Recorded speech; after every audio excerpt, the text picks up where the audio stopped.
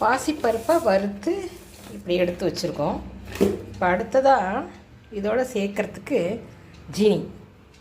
ஜீனி வந்து இப்படி இருக்குது. இதை வந்து நம்ம மிக்சியில் போட்டு அரைச்சிக்கணும். அரைக்கிறதுக்கு முன்னாடி கொஞ்சம் வெயிலில் காய வச்சிங்கன்னா ஈஸியாக அரைப்படும். அதை சலிக்கிறதுக்கு வந்து சலிக்கி இருக்குல்ல, சல்லடைன்னு சொல்லுவோம். அது வந்து அந்த கண் வந்து ரொம்ப பொடி கண்ணாக இருக்கணும். மாவு சல்லடைன்னு சொல்லுவாங்க. ரொம்ப பொடுசாக இருக்கணும். பெரிய கண்ணெலாம் போட்டுறக்கூடாது. பாருங்கள், இந்த ஜல்லடை தான் இது.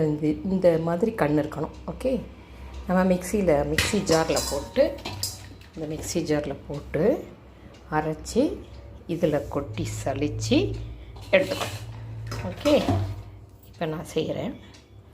இப்போ நான் சீனியை வந்து மிக்சியில் போட்டு அரைக்க போகிறேன். மிக்ஸி ஜாரில் போட்டு